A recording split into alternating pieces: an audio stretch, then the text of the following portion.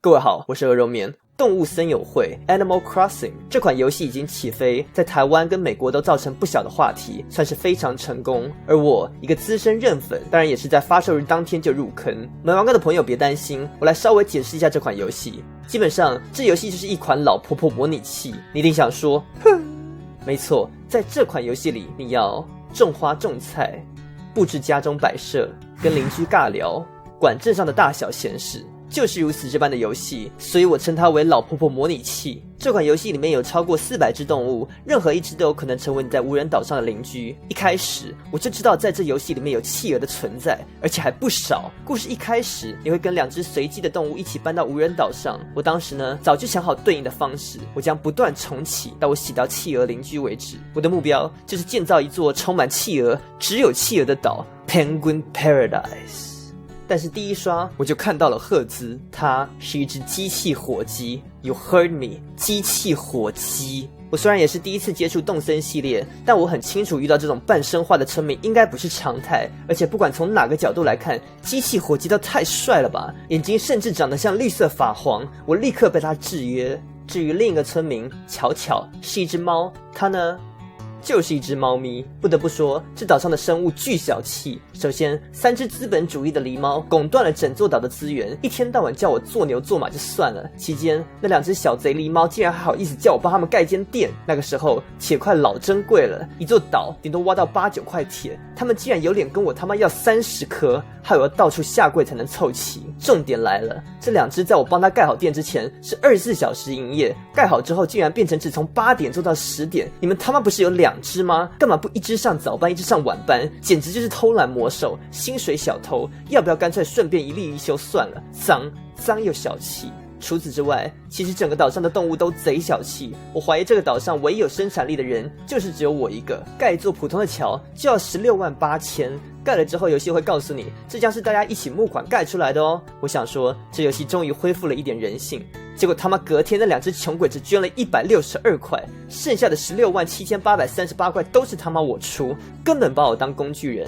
回到正题，我玩这游戏的野心就是要创造一个充满企鹅的企鹅王国。虽然整个岛上的动物无一不在耍废，但是随着游戏进行，我也慢慢对赫兹和巧巧产生感情，渐渐发现他们讨喜的地方。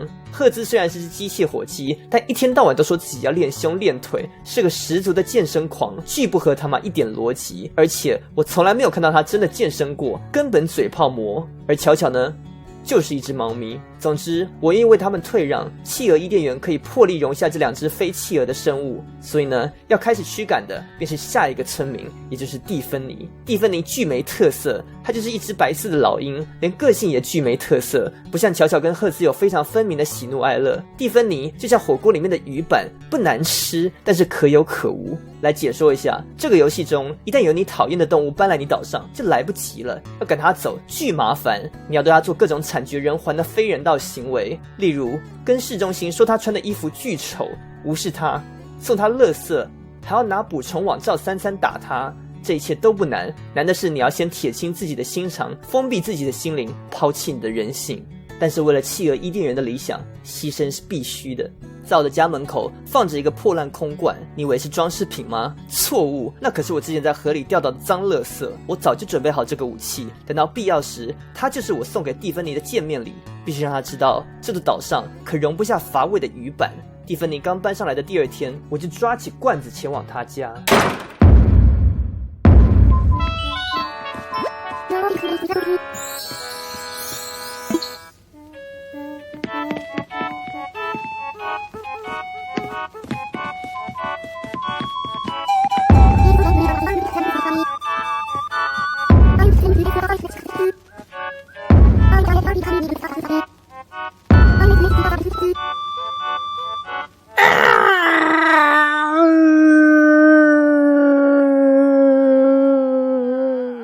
总之，我后来也决定让蒂芬妮留了下来。